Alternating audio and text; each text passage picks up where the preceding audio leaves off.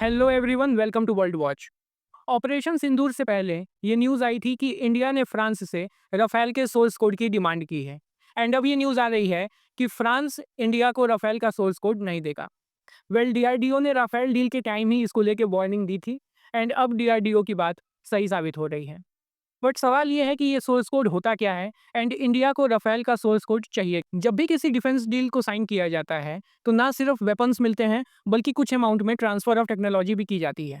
Commonly ये 50%, 60% और कुछ केसेस में 100% ट्रांसफर ऑफ टेक्नोलॉजी होती है। अगर ट्रांसफर ऑफ टेक्नोलॉजी 100% है, उस केस में तो सोर्स कोड की ज़रूरत नहीं है। लेकिन अगर ये 100% नहीं है, तो सॉफ्टवेयर को अपडेट करके वेपन सिस्टम्स, नेविगेशन, रेडार, इन चीज़ों में चेंजेस करने के लिए सोर्स कोड की ज़रूरत होती है। एंड उस केस में कंट्री को उस देश पे डिपेंड होना पड़ता है जिस देश में वो एसेट बनाया गया है। अगर इंडिया की डिफेंस डील की बात करें, तो भारत जब रशिया से कोई डील करता है, बस उसी केस में हमें 100% ट्रांसफ़र ऑफ टेक्नोलॉजी देखने को मिलती है। लेकिन सवाल ये है कि फ्रांस के साथ राफेल की रीसेंट डील्स होने के बाद भी फ्रांस राफेल का सोर्स कोड इंडिया को क्यों नहीं देना चाहता? वेल, इसके पीछे रीज़न है मोनोपोली। अगर फ्रांस राफेल का सोर्स कोड इंडिया को देता है, तो राफेल की टेक्नोलॉजी पे फ्रांस की मोनोपोली खत्म हो जाएगी। एंड इससे राफेल के फ्यूचर डील्स पे भी असर पड़ सकता है। इसके अलावा फ्रांस भी चाहता होगा कि राफेल को लेके इंडिया फ्रांस पे डिपेंडेंट रहे। लेकिन सवाल यह है कि भारत के सामने ऑप्शंस क्या हैं? एट प्रेजेंट अगर इंडियन एयरफोर्स में स्क्वाड्रंस की संख्या देखें, तो आईएएफ 31 स्क्वाड्रन के साथ ऑपरेट कर रही है, जो 1965 के बाद सबसे कम है। HAL at present Tejas light combat aircraft को लेकर स्ट्रगल कर रही है। मेन प्रॉब्लम है इसमें लगने वाले इंजन की, जो आएगा अमेरिका से, एंड इसको लेकर प्रॉब्लम्स हो रही हैं। फ्यूचर में इंडिया जो सबसे बड़ी डिफेंस डील साइन करेगा, वो होगी 5th जनरेशन फाइटर जेट की।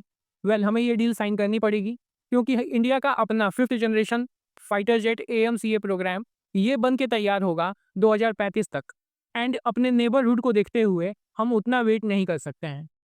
5th जनरेशन फाइटर जेट के मामले में भारत के सामने ज़्यादा ऑप्शंस हैं नहीं। या तो हम यूएस मेड F-35 परचेज करें, या तो रशियन मेड Su-57। F-35 को लेके प्रॉब्लम ये है कि ये काफ़ी महंगा है। इसके अलावा ट्रांसफ़र ऑफ टेक्नोलॉजी का इशू यहाँ भी आएगा। एंड डोनाल्ड ट्रंप पहले ही बता चुके हैं कि यूएस जो प्रोडक्ट बेचता है वो 10% लो ग्रेड की होती है। तो पूरे पैसे दे के 10% लो ग्रेड वेपन परचेज़ करने का कोई मतलब हुआ नहीं। इसके अलावा F-35 में किल स्विच को भी लेके कुछ बात हुई थी। वेयर एज़ अगर Su-57 को देखें, तो ये एक ज़्यादा ल्यूक्रेटिव ऑप्शन होगा। F-35 के कंपैरिजन में Su-57 काफ़ी सस्ता है। इसके अलावा भारत में जो मेजर वेपन्स यूज़ किए जाते हैं, ये सारे के सारे रशियन ओरिजिन के हैं और ये वेपन्स ईज़िली कंपैटिबल कर लेंगे Su-57 के साथ। प्लस रशिया Su-57 में क्रिटिकल टेक्नोलॉजी का भी ट्रांसफ़र करने को तैयार है। अमेरिका का कांस्टेंट प्रेशर है इंडिया पे कि भारत F-35 परचेज़ कर ले। लेकिन इन सभी डिसएडवांटेजेस के साथ इंडिया F-35 परचेज़ नहीं कर सकता। अगर यूएस चाहता है कि भारत F-35 परचेज़ करे, तो यूएस को एक ऐसी डील देनी चाहिए जिसे भारत मना ना कर सके। बट ये इतना ईज़ी डिसीजन में नहीं होगा, क्योंकि अगर इंडिया Su-57 परचेज़ करता है, तो अमेरिका डेफिनेटली नाराज़ होगा। एंड उस केस में इंडिया को अमेरिका के साथ अपने रिलेशंस मेंटेन करने में दिक्कत आ सकती है। वेल, जो भी डिसीजन हो, इंडिया के बेनिफिट में होना चाहिए। कमेंट सेक्शन में ज़रूर लिखिएगा अपनी राय, मैं जानना चाहूँगा। तब तक के लिए do like, share and subscribe to world Watch. Thank you.